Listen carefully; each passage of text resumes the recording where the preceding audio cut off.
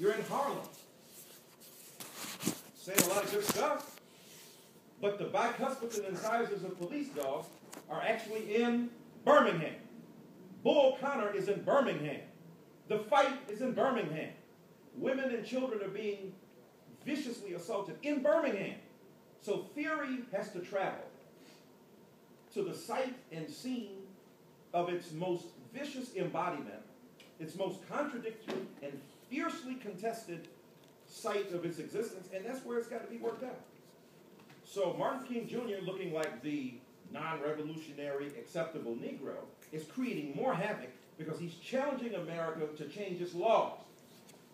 America doesn't mind giving somebody who's a separatist some space. Go, take your land, go over there, chill out, raise your kids, do your thing, as long as you ain't challenging the dominant strata of civil rights, R-I-T-E-S, and the protocol and etiquette of civil existence, you're good. Whereas Martin Luther King Jr. is trying to change. You accept the fact that there's white and black water fountains. He's trying to change the law. And in changing the law, changing social customs, habits, conventions, and traditions.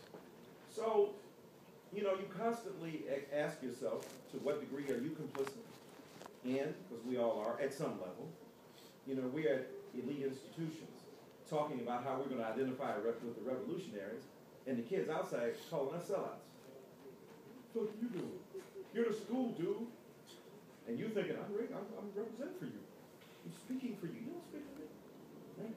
So you got those real tensions going on. But to answer your question, yes, as a scholar, as an intellectual, you've raised those questions. You think about what they mean.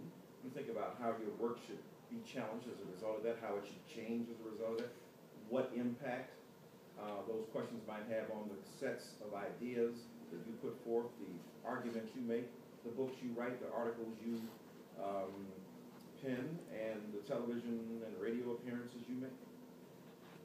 It's an ongoing struggle, and it's one that, you know, this is why the value of teaching young people, because they bring fresh idealism, challenge you, force you to rethink what you believe, you know, remind you of who you were when you were their age, and then, you know, also force you to come to grips with some of the lost velocity of your idealism as you've transformed over the years, maybe even evolved.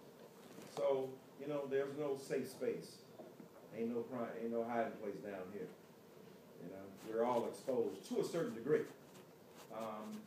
But as long as we remain conscientious, along with being conscious, then I think that process is never ending.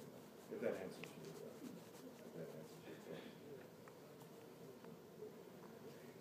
I'm sorry, were you waiting on this? Yeah, I'm sorry. It's like in church, they're raising it. Excuse me. Sorry, yes. Oh, I'm sorry. Okay. Yes, Hi. So my question is, before we're talking about working in solidarity and at the same time using like resources provided by the institution to be able to achieve that, like using the institution to create a space for us to be able to like navigate that. So, and I like have this conflict when I think about like other type of like revolutionary movements of like how much of the institutionalized structure should we use to get our goal? Like, should we be strategic out, use a little bit of it, but then is using a little bit of it, is that like still abiding by the structure? Like, are we continuously like reinforcing this institutionalized, like dominant, like structure that's been like oppressing all our lives? So I was wondering like what your opinion is on like how much, like how do we work with, or like what about the relationship with the institution? Like how do we like what do we do with that? Yes, ma'am.